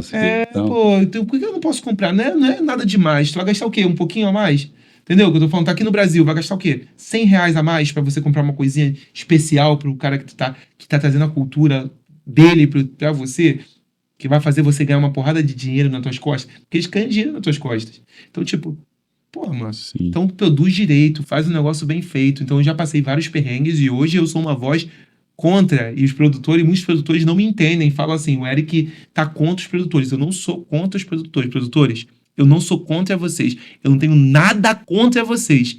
que eu também sou produtor, só é o mínimo, recebe teu artista bem no teu cidade. Porque eu tô falando pelo outro lado, como artista. É muito ruim você passar perrengue, você não tem um lugar pra você tomar um banho, pra você ir no banheiro confortável. Entendeu? Vem fazer um trabalho aqui na minha casa de festa. Aí vai trocar de roupa onde? Troca de roupa aí no banheiro, todo mundo tá usando. Amigo, eu tô com uma menina aqui, uma senhorita aqui dançando comigo. Ela não pode trocar de roupa em qualquer lugar. Tem que ter um lugar fechadinho pra ela trocar de roupa. É o mínimo você ter um espaço pro artista ficar enquanto não começa o show. Sentado. Camarim. Né? Não tem um camarim? Pô, tá uma estrutura que não tem um camarim? Cara, bota ele um sofazinho pra ele sentar, uma cadeira confortável pra ele sentar, porque ele vai esperar ali 3, 4 horas pra fazer o show. Pô, não custa nada botar uma frutinha, uma mesa com fruta, que é um negocinho com salgadinho, mínimo, mano. É pouca coisa, não é muita coisa, não. Essa é a minha briga com os produtores. A galera não pensa no artista. Ele vem pra brilhantar a tua noite, ele vem pra fazer teu evento ficar bom. E a galera não pensa, trata como se fosse nada. Então hoje eu tô mais velho, hoje eu tô numa situação um pouco melhor, eu tô brigando com os produtores e muitos estão me odiando. Mas eu tô falando, isso não tá certo. Isso não tá certo. Não pode fazer dessa forma. Enfim. Sim, sim. Como é que foi a sua adaptação você falou que morou em Michigan e na São Francisco na Califórnia. Como é que foi a sua adaptação em Michigan? O tempo que você passou lá? Falou que lá é um pouquinho frio e tal. Trabalhou em outra função que você falou também. Como é que foi? Aproveitando aqui, ó, esse salgadinho aqui é da delícia da agora, enquanto o Eric ele tá comendo. E aqui a resenha aqui tá liberada. Salgadinho delícia da glória, minha tia que faz. Esses salgadinhos maravilhosos. Tô em casa, já tô relaxado. Até agradecer pela recepção, porra, da melhor. E esse é o carinho com o artista que a gente fala. Tem um carinho com o artista, fala, pô, cara, tá aqui, tô te recebendo, pô, obrigado. Obrigado pelo carinho. O produtor tá fazendo a coisa da forma certa. É assim que tem que ser. Entendeu? Quando faz da forma certa, eu vou falar. Quando faz da forma errada, eu vou falar. Se fizesse da forma errada, eu ia falar, pô, cara. Não é assim. Pô, cara. Tem como irmão, aqui, pô, eu gosto de você, nada pessoal, mas, pô, não é assim que se faz. Então, forma certa, tá bom? Então, eu cheguei nos Estados Unidos, a minha história é nos Estados Unidos. Eu cheguei nos Estados Unidos há 3 anos, um pouco mais de 3 anos. 3 anos e meio que eu moro nos Estados Unidos. Eu cheguei pra dar aula. Tinha passado a pandemia, eu tava numa época de viajando muito pra Europa, pra fazer turnê na Europa, dando aula de samba. E aí, passou a pandemia, ninguém viajou. Eu fiquei a pandemia aqui no Brasil parado. Então, eu morava num apartamento ali na Lapa, pequeno, e aquilo ali começou a me deixar maluco. Porque artista, mano, gosta de movimento. Artista gosta de gente. Gosta de gente, gosta de movimento, gosta de viajar, gosta de estar em um lugar diferente, gosta de estar numa zona do desconforto, não no sentido, mas pra você se crescer, evoluir. O artista tem que estar em movimento. A gente gosta de movimento. E aí eu tava desesperado, pandemia, desesperado. Aí acabou a pandemia, eu falei assim, cara, eu vou viajar. Cara, eu vou viajar. Comecei a falar, vou viajar. Eu sou uma pessoa que eu projeto muitas coisas que eu quero e eu fico repetindo. Eu sou muito chato. Eu vou comprar um carro. Eu falo pra todo mundo, eu vou comprar um carro. Eu não tenho nem dinheiro. Mas eu começo a falar pra todo mundo, tá ligado? Que eu vou comprar um carro e o carro aparece. As coisas acontecem assim na minha vida. Então eu falei assim, eu vou viajar. Não sabia pra onde. Eu vou viajar. Então eu já tinha feito uma turnê em 2018.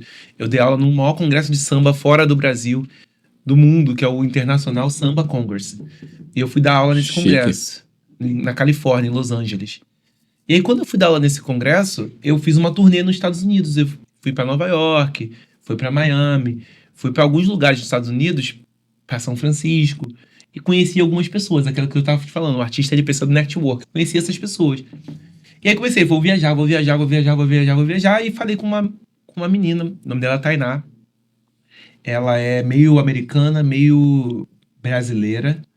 A mãe dela é brasileira, o pai é inglês, eu acho, ela nasceu nos Estados Unidos. E eles têm uma comunidade muito grande nos Estados Unidos, chamada Brasarte. É uma comunidade que tem aulas de dança, na Califórnia, ali em São Francisco, na Bay Area. E aí eu liguei pra ela e falei, Tainá, eu tô querendo viajar, quero viajar, tô precisando sair do Brasil, quero fazer um dinheiro, quero trabalhar. Ela falou, Eric, Só que eu quero ficar bastante tempo. Eu queria viajar uns 3 meses. Porque eu sempre viajo, fico 15 dias, 20 dias e volto. Eu quero ficar, tipo, 3 meses. E aí ela falou assim, Eric, eu quero visitar meu namorado que mora na Bahia. Então, pô, vamos fazer assim, você vem e você substitui as minhas aulas. Você fica aqui na academia, na escola, dando as minhas aulas. E foi nessa que eu fui. Aí fui lá para São Francisco, né? As pessoas de lá me receberam muito bem. E eu comecei a dar aula. Fiquei 3 meses lá. Fiquei na casa de uma aluna. Fiquei 3 meses lá. E aí, nisso, eu lembro que na época eu comecei a dar muita aula e, tipo assim, juntei um dinheiro alto. Né? Nesses 3 meses eu dei muita aula particular, muita aula, sendo que o dólar é 5 vezes mais que o real. Então, pô, em 2 meses eu já olhei na minha conta no Brasil e já tava com uns, sei lá, 25 mil reais. Eu falei, opa! Então, meu sonho era ter minha casa própria. Eu falei assim, cara, eu vou ficar mais um pouco pra Comprar minha casa pra aqui no comprar Brasil. minha casa aqui no Brasil. Então eu queria aprender a falar inglês. Então eu falei assim, cara, eu botei 2 metas pra mim quando eu cheguei lá. Eu falei assim, eu quero aprender inglês e eu quero comprar minha casa. E aí eu tava com visto de turista. Visto de turista você não pode trabalhar. Beleza. Mas eu tava trabalhando, não queria nem saber. Eu tava com meu visto de turista. E 3 meses vencia meu visto de turista. Me tava dando 3 meses. Aí o que eu fiz? Procurei um advogado pra estender meu visto de turista por mais 3 meses. Falei assim, eu só vou sair dos Estados Unidos quando eu tiver dinheiro para comprar minha casa no Brasil, pelo menos uns 200 mil, 300 mil, e que eu quero voltar pro Brasil diferente. E aí comecei a ficar nessa obcecação. Vou voltar pro Brasil, nem que eu fique ilegal. Eu falei isso, eu vou ficar ilegal, não quero nem saber. Eu vou fazer esse dinheiro, eu vou voltar pro Brasil, porque lá se você fica ilegal, quando você sai, você só pode voltar pros Estados Unidos depois de 10 anos. Não importa, não é um país que eu gosto muito. Eu moro lá hoje, gente, amo. É um país que eu moro, mas eu não sou muito fã dos Estados Unidos. Não gosto muito da cultura. E eu falei, beleza, vou fazer isso. E fui ficando. Nisso, eu conheci a minha esposa. Nesse tempo que eu fui ficando, eu conheci a minha esposa, que já conhecia antes, eu conheci ela em 2017. Aí passou a gostar mais. Comecei em 2017 no Brasil, eu tava em outro relacionamento, ela tava em outro relacionamento. E a gente se conheceu no Brasil, só se conheceu de oi em 2017. Depois eu fui para os Estados Unidos, ela fez aula particular comigo, mas ela em outro relacionamento e eu em outro relacionamento por anos. E aí nisso ela terminou o relacionamento dela, eu terminei meu relacionamento, que eu também estava no relacionamento quando eu cheguei nos Estados Unidos, aqui no Brasil, a gente terminou. E nem ficamos de cara, não. Ainda ficamos um tempinho de amizade, naquele... Conheceu toda, pá. Amizade, terminei, fiquei um tempo na amizade. Depois a gente se pegou. No português... Literal. A gente se pegou. E quando a gente se pegou, a gente, encaixou. Foi muito bom. A gente se deu certo e... Deu match. Já era muito amigo. Já virou, deu match e ficamos. Nisso a gente ficou... muito rápido, e eu ia ficar nos Estados Unidos, eu queria ficar nos Estados Unidos até fazer o dinheiro e meter o pé, não queria morar nos Estados Unidos, não. Eu não gosto. A meta não era essa. Só que nessa a gente se apaixonou, casou, foi uma coisa muito rápida. Eu não sou uma pessoa muito rápida, não, eu sou muito de ir vendo. Só que ali eu já queria ficar, eu ia embora, ela falou, não, eu quero que você fique, vamos casar, casamos. Nisso a gente já tá casado já 3 anos, fizemos agora, 3 anos de casado. Incríveis 3 anos de casado. Então, achei minha parceira de vida. Amor, vai assistir esse podcast, te amo. Minha esposa. Sim. Resenha também é... Amor. também é amor. A mulher da minha vida, né? Eu não sou uma pessoa desses caras muito emocionado, que fala muito de amor, mas... muito meu fechamento. É uma companheira incrível, sabe? Fechou comigo em tudo, sabe? Abraçou minha família como se fosse família dela. E a pergunta que não quer calar. Conseguiu dinheiro pra casa? Cara, consegui, mas sabe o que acontece? Mudou meus planos. Não, a meta era conseguir dinheiro pra casa. Conseguiu? Se conseguiu. Consegui o dinheiro pra casa, mas acabou que meus planos mudaram. Então, tipo assim, o dinheiro que eu tava juntando aqui no Brasil pra comprar a minha casa, tá guardado. Só que minha meta... agora, por incrível que pareça, agora eu devo comprar uma casa no Brasil. Só que não foi minha meta por esses 3 anos. Então, como mudou minha vida, hoje a minha casa é na Califórnia. Hoje a minha casa é nos Estados Unidos. Eu não me vejo mais morando aqui no Brasil, sendo que eu amo o Rio de Janeiro. Então eu venho no Rio de Janeiro sempre. Mas eu não sei se eu me vejo morando aqui mais. Meus planos mudaram. Então, eu tô nessa de, será que eu compro a casa? Será que eu deixo meu dinheiro investido que tá rendendo? Tá ligado? Tô fazendo contas pra ver o que vale mais a pena. Se eu deixo investido em aplicações e deixo esse dinheiro caindo mais, ou se eu compro uma casa e faço Airbnb, alugo, o que eu vou fazer com esse dinheiro? Eu tô pensando ainda, não tô com tanta pressa agora. Sim, sim, sim. Entendeu? Então lá eu tô tendo mais tempo de eu trabalhar mais, juntar dinheiro, entendeu? Então eu tô trabalhando muito, né? Graças a Deus. Descobri na pandemia o meu trabalho online, que é uma das minhas principais fontes de renda, que online eu faço muito dinheiro, dou aula para alunos do mundo inteiro de samba no pé, online, né? Tenho a minha plataforma online, vendo cursos online, eu tenho todo o meu trabalho online. Então, o online ele me ajudou a organizar a minha própria metodologia, meu próprio trabalho. Porque antigamente, como é que eu fazia? Chegava para dar uma aula, eu tô muito experiente, então eu ia trabalhando na minha turma no feeling. Hoje eu vou ensinar esse movimento. Eu acho que amanhã eu vou ensinar aquele movimento. Lá fora isso não funciona. Lá fora você precisa de estrutura. Então, o que eu comecei a fazer? Desenvolver minha metodologia. Primeiro esse movimento, depois aquele movimento. E eu gravei tudo para trabalhar online. Então, o online ele me ajudou a organizar o meu trabalho. Então, hoje em dia, o meu trabalho, minha fonte maior de renda é online. Isso me dá uma flexibilidade para poder viajar para vários lugares do mundo, porque eu continuo meu trabalho online, eu continuo fazendo minhas coisas online. E foi isso. Caraca, eu dei uma volta. Agora eu não sei onde tu tava. A tua pergunta foi sobre Michigan e Califórnia, a diferença, não é isso? Sim, não, mas eu aproveitei o embalo e perguntei sobre se conseguiu dinheiro da casa. Tá? Aqui é uma resenha, né, cara? A gente vai vai conversando, indo, então a gente indo. vai e volta e se perde, né? Então Mas- eu juntei o dinheiro pra casa. Graças a Deus a minha vida financeira melhorou muito. Eu pude ajudar bastante a minha família. E voltando à primeira pergunta, como é que foi a experiência em Michigan e Califórnia, aí, já que você Então, voltou nesse gancho aí, pra te achar? Nessa que a gente casou, a gente teve alguns problemas pessoais na Califórnia e a gente decidiu ir para Michigan. Que a família da minha esposa, parte da família da minha esposa é de Michigan. E nessa a gente resolveu ir para Michigan e moramos em Michigan. O que fizemos? Quando a gente chegou em Michigan, nós compramos a nossa casa, né? E o sonho que eu tinha de comprar casa no Brasil, Comprou. eu realizei, mas lá em Michigan compramos a nossa casa. E aí, os Estados Unidos têm essa vantagem, né? É mais fácil você comprar as coisas. Os juros é menor das coisas. Então você, tipo, isso aqui é R$10. Você vai pagar 10 prestações de R$1,05. Os juros é muito baixo. Aqui no Brasil, se isso aqui é R$10, você vai pagar 10 prestações de R$5. Então é 10, mas você pagou 50. Lá não é assim. Lá é um pouco mais fácil de você adquirir bens, Sim, sim, sim. né? Tem juros, claro, mas um pouco menos que no Brasil. Então a gente comprou a nossa casa, eu comprei meu carro, a minha esposa o carro dela, a gente organizou a nossa vida em Michigan e foi maravilhoso esse tempo em Michigan, né? Nós criamos o Michigan Rio Dance, que é uma comunidade de dança gigante, formamos professores, formamos alunos, levamos cultura para um lugar que não existia. Então começamos do zero em Michigan e fizemos um trabalho gigante, né? Fizemos muita coisa em Michigan. Só que Michigan tem um problema, a gente morava no interior de Michigan, que é o problema do clima. É muito frio.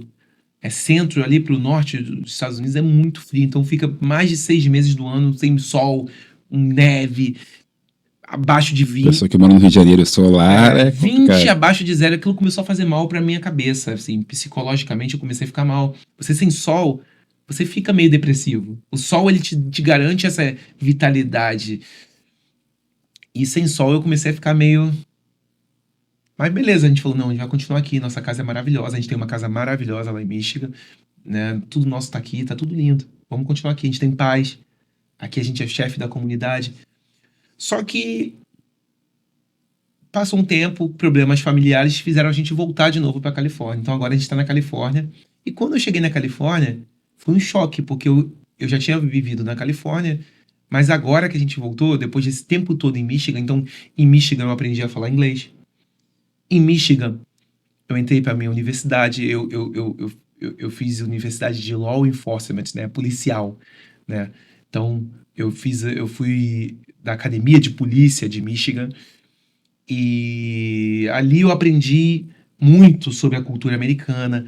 Ali foi um lugar seguro que eu aprendi inglês, eu melhorei carteira de trabalho, muitas coisas ali eu conquistei em Michigan. Então, quando eu voltei para Califórnia, eu já era outra pessoa, não foi a mesma pessoa que eu cheguei naquela época. Você voltou como um americano. Né? Eu voltei mais dentro da cultura americana. Então, quando eu vim a primeira vez, eu não sabia uma palavra de inglês, eu não tinha carteira de motorista americana, eu não tinha plano de saúde americano, não tinha nada. Então, esses 3 anos depois que a gente voltou pra Califórnia, a gente tá na Califórnia há mais ou menos uns 3 meses que a gente voltou pra Califórnia, cara, foi outra vida. Outro rolê. Porque agora eu tô dentro da cultura, eu sei como é que funcionam as coisas. Por exemplo, lá nos Estados Unidos você tem que botar o tip, né, a gorjeta. Você tem que escrever. Então, tipo, a conta deu R$10. Você tem que dar a gorjeta, você tem que saber botar o teu cartão de crédito ali. Coisas bobas que a gente não sabe. Lá você entrega o cartão de crédito, é diferente. Sim, O jogo. O jogo é diferente. Vou cortar o cabelo, tem que dar uma gorjeta. É cultural, você tem que dar a gorjeta. Então, tipo, coisas que aqui no Brasil não tem. Então, essa cultura americana eu fui aprendendo em Michigan. Então, Michigan foi essencial pra mim. Mas voltar pra Califórnia agora como dentro da cultura, sabendo tudo.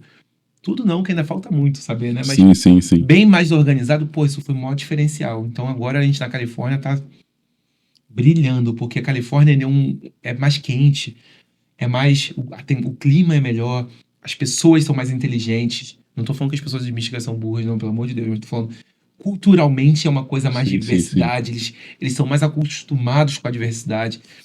Em Michigan eu senti muita xenofobia, o pessoal via que eu não era americano e Fica meio... na Califórnia não, muito gringo, muito turista, aberto à cultura. Então, essa volta pra Califórnia foi sensacional. A gente veio pra ficar, mesma coisa, veio pra ficar 3 meses na Califórnia e resolvemos ficar direto. Então, sempre a gente assim, vamos embora, ficar um pouquinho lá. Acabou que a gente ficou direto. Agora a gente tá morando na Califórnia muito felizes, né? 3 anos de casado, nosso casamento bem consolidado, porque esses anos fizeram muito bem pro nosso casamento. Então, hoje a gente é um casal muito forte, mentalidade muito forte, financeiramente muito melhor. Então, nesses anos a gente construiu o patrimônio, a gente trabalhou muito, então construiu o nosso relacionamento. Então, essa volta para a Califórnia agora foi uma volta triunfal, assim. A gente se sente muito feliz e muito bem de ter voltado para a Califórnia, e eu acho que agora a gente vai ficar pela Califórnia mesmo por bastante tempo. Aquela perguntinha que o pessoal já fica triste lá, que já tá dizendo que já vai terminando, tal, não sei o que, o podcast, a resenha foi boa. Foi boa. A gente vai conversando, a hora vai passando, a gente vai resenhando e tal. Eu não sou muito bom de resenha não, mas você deixa o clima muito confortável. Eu sou uma pessoa que tem dificuldade muito de falar, mas você deve falar parabéns pelo jeito que você conduz a resenha, faz a gente ficar confortável em falar. Eu sou uma pessoa que tem dificuldade muito de falar, eu sou dançarino, meu corpo ele fala. Sim. Mas você vai deixando a gente à vontade e tu acaba falando. Obrigado aí. Não. Isso aí, se a pessoa tá à vontade, então a missão foi cumprida. Você tem algum livro, alguma série, alguma coisa assim, um livro, série, um filme para indicar, já que você, tipo assim, já que você é bastante viajado, bastante experiência, vai que você tem alguma coisa assim para pessoa que acho que uma missão também, acho que do podcast, acho que é fomentar a cultura. Eu acho que o artista vem aqui e fala da carreira dele e tal, eu acho que ele tem que ter, como essa pergunta é como se a pessoa deixasse um legado. Se a pessoa quiser ir mais a fundo, pode ser um livro sobre dança, mas é uma coisa que a pessoa possa... Essa dica aqui foi o Eric Celestino que me deu, então eu vou lá pesquisar para ver pra coisa, que acho interessante. Vou falar para você um livro que mudou. Primeiro, consumam cultura, consumam arte, né? Hoje em dia, com as redes sociais, você pode direcionar o que você quer consumir. Eu, por exemplo, eu tenho essa questão, eu não falei muito aqui sobre isso, mas eu tenho muito essa questão da militância preta, muito essa questão do racismo, nós por nós, a gente pela... Então, o que eu faço? Eu sigo muitos influencers pretos. Então, pessoas negras, eu vou lá e sigo. Então, eu tento direcionar o meu campo de visão O seu algoritmo do Instagram. para só me entregar conteúdo de pessoas pretas. Só me entregar conteúdo de pessoas de dança. Quando eu tava aprendendo inglês, ainda tô aprendendo, tá, gente?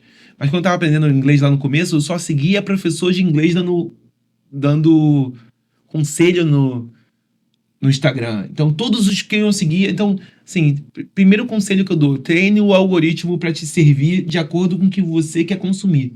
Então, poxa, arte é arte, né? Então, tu quer consumir arte? Começa a seguir artistas, influenciadores de arte. Começa a acompanhar podcasts de arte, tá bom? E aí, isso é uma coisa que a tecnologia trouxe de bom. Acesso ao conhecimento. Eu aqui falei algumas coisas para vocês que eu demorei 20 anos para aprender. E eu tô falando para vocês aqui agora de graça. Vocês vão consumir isso de graça. E vocês vão aprender com o que eu tive que aprender na prática. Vocês estão aprendendo aqui só escutando um bate-papo. Então, vejam podcasts. Essa é a primeira dica que eu dou. Direciona teu algoritmo, tanto o TikTok como... Isso pode ser uma arma muito poderosa se você souber usar da forma correta. Se você ficar só ali roletando a rede social, aí você... Tá perdendo tempo. Tá perdendo tempo. Mas se você direcionar só pra você ver coisas que você gosta, que te façam você crescer, cara, se você é artista, tá assistindo esse... Escuta os artistas falando, eu escuto músico falando, eu vejo o teu podcast, eu vejo pode dança, eu vejo não sei o quê. Cara, eu vejo porque eu gosto. A arte sempre se encontra em algum lugar. Alimenta a alma, né? Pô, e sempre vai se encontrar. Um músico vai viver a mesma coisa que eu vivi, eu vou viver a mesma coisa que o ator viveu. A gente vai sempre se encontrar em algum lugar. Então, você escutar os outros falando a experiência faz a gente começar a crescer e evoluir, né? Essa é uma dica que eu dou. E a segunda dica que eu dou foi um livro que eu li chamado A Mitologia dos Orixás, né? E aquele livro ali abriu a minha mente por quê? Independente de religião, tá? Independente de religião. O livro da Mitologia dos Orixás, ele conta a história dos orixás, só que ele conta em formas de fábulas. Ele conta, por exemplo, ele vai contando historinhas, tipo fábulas. Então ele vai contando histórias, por exemplo, vou falar sobre Xangô. Ele conta isso, cara, mudou minha vida, porque a forma que eles apresentam cada história e o ponto de... Primeiro me fez entender que é tudo como você vê. A coreografia é como se for... Você dá o ponto de vista que você quer que a pessoa veja. Entendeu? Então, por exemplo, eu quero... Por exemplo, eu sou um artista de hip hop e vou montar uma coreografia para um casamento. Eu vou botar uma coisinha que venha com o meu ponto de vista do mundo. Eu sou do dança de salão, eu vou puxar mais a sardinha pro meu lado. Você é ator e vai montar uma coreografia de casamento, você vai fazer uma encenação, cada um vai puxar pro seu lado. Pro seu lado, cada um vai ver aquela mesma coreografia. Você pode montar uma coreografia, eu posso montar uma coreografia, mas a gente vai montar diferente, porque você tem uma visão vou encenar e você vai dançar. Então, Esse livro abriu minha mente porque eu vi as histórias dos orixás, eles contam várias histórias sobre Xangô. Só que eles contam várias histórias de pontos de vista diferentes. Várias histórias sobre Oxóssi, de pontos de vista diferentes. Então, isso me levou para um caminho artístico que... Abriu sua mente. Abriu minha mente, muito como coreógrafo, que eu falei assim, cara, eu posso contar... O que eu quero contar nessa coreografia? X. Como que eu vou contar essa história? Y. Entendeu? Então, eu posso contar por Y, eu posso contar por W, por Z... Eu posso contar aquela história de várias formas diferentes. Então, isso me abriu a mente. Então, esse livro não é sobre religião. É como se fossem fábulas e os personagens são os orixás. Mitologia dos orixás. Ele tem uma capa amarela. E eu lendo aquele livro, eu gostei não só do conteúdo, né? Porque se alguém for da religião, é bacana, né? Você entender um pouco mais sobre os orixás, mas a forma que ele apresentou essas histórias... artisticamente, pra mim, fez muito sentido. Porque eu falei assim, aquilo me mostrou que eu sempre soube disso, mas lendo aquele livro, a minha mente, ela viajava, ela fazia assim, caraca, eu posso contar essa história de várias formas diferentes, por vários pontos de vista diferentes. Então, hoje, quando eu coreografo, eu não penso só na mensagem que eu quero passar. Qual é o ponto de vista que eu tô vendo aquela mensagem? Tipo, sabe? Eu tô vendo por que perspectiva, por exemplo, entendeu? Eu sou de esquerda ou sou de direita? Se eu sou de direita, eu vou mostrar uma coreografia de... Por exemplo, eu quero falar sobre a agressão da mulher. Se eu sou de esquerda, eu vou ver aquela coreografia por um ponto. Se eu sou de direita, eu vou ver aquela coreografia por outro ponto. Então, esse livro abriu minha mente porque é tudo muito relativo. A história, a história sempre tem dois lados. Sim, sim, sim. E não necessariamente alguém está mentindo. Às vezes é só a forma que você viu aquilo. Então, por exemplo, eu briguei aqui com você, a gente teve uma discussão. Quando eu estiver contando para um terceiro sobre a nossa discussão, eu vou contar de uma forma. Seu ponto de vista. Quando você contar aquela mesma história para um terceiro, você vai contar da sua forma. Sendo que eu vou falar que você tá mentindo. Falar, ele tá mentindo, ele falou isso para você? Que mentiroso, safado. E você vai falar a mesma coisa de mim. O Eric falou isso de você? Isso me deu uma visão do mundo tão grande. Esse livro me abriu tanto a mente, porque eu falei assim, cara, não, é só você tá contando o que você viveu. A gente teve a mesma coisa, mas cada um experienciou isso de uma forma diferente. Tudo no mundo é relativo. É a forma que você enxerga. Esse livro me deu essa visão. Então, por exemplo, quem manda no mundo é o quê? A cultura. O aborto é certo ou errado? De acordo com a sua cultura. Tem cultura que o aborto, lá nos Estados Unidos, tem estado que é permitido, tem estado que não é permitido. A gente vê o aborto, a gente com a nossa visão daqui do Brasil, como uma coisa errada. Tipo, porra, não pode fazer isso. A gente aprendeu que não pode fazer isso. Mas é tudo relativo. Dentro de uma cultura que ele é visto como uma coisa normal, ele não é visto da mesma forma. Maconha. Eu acho um absurdo maconha, porque eu fui criado no Brasil. É proibido, é uma droga. Eu fui criado aqui. Pra quem nasceu na Califórnia, que fuma maconha desde pequenininho, entendeu o que eu tô falando? Então, a cultura, ela muda. Casar com 15 anos pode? Que absurdo. A minha cultura é essa. Que absurdo. Se você tá numa comunidade cigana, talvez aquilo ali seja já arranjado com 15 anos e seja normal, a cultura dos caras. Pode ter 2 mulheres? Aqui não pode.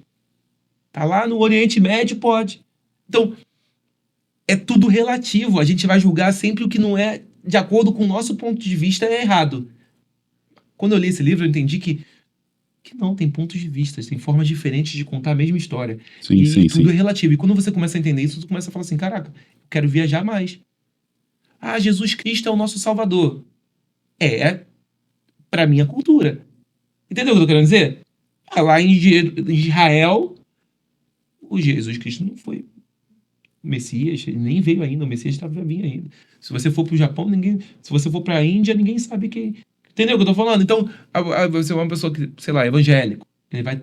Não, o certo é isso. É de acordo com a tua cultura, porque dentro da outra cultura, às vezes a pessoa não sabe quem é mesmo.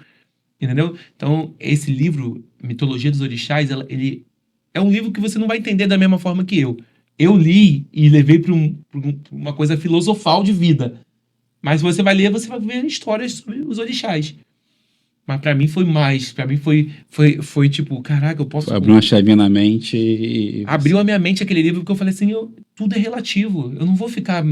E quanto mais você acha que você sabe tudo, porra, é isso aqui, isso aqui, você não sabe nada, porque você... Entendeu? Então, quando você começa a viajar, você começa a viver em outras culturas, tu começa a falar, caraca, isso aqui não é...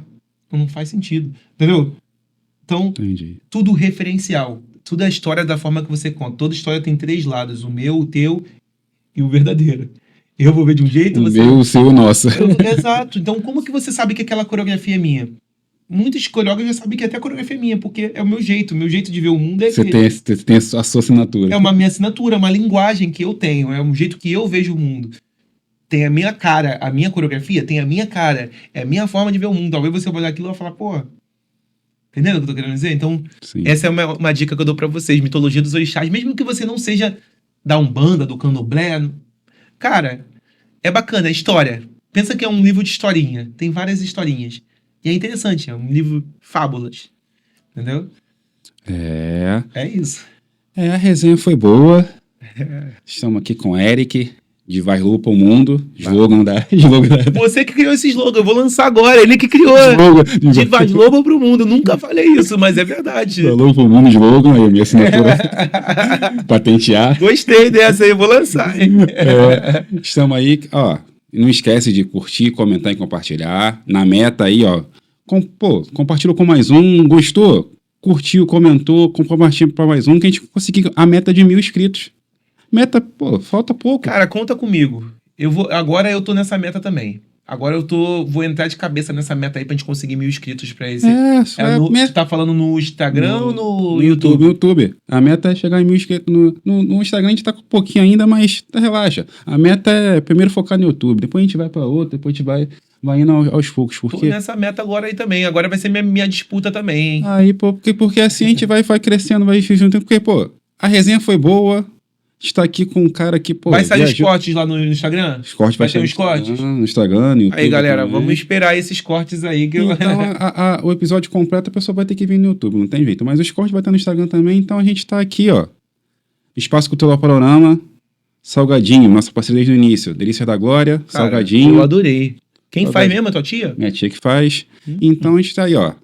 Porque aqui a resenha tá liberada. É nóis. Alô, resenheiro, tamo junto. Faltou ainda. Calma aí. Faltou ainda o Tintim, pô. Calma. Sem o Tintim não termina o podcast. Eu tava esquecendo, rapaz. Agora sim. Tintim. Aí sim. Aí sim. Valeu, galera.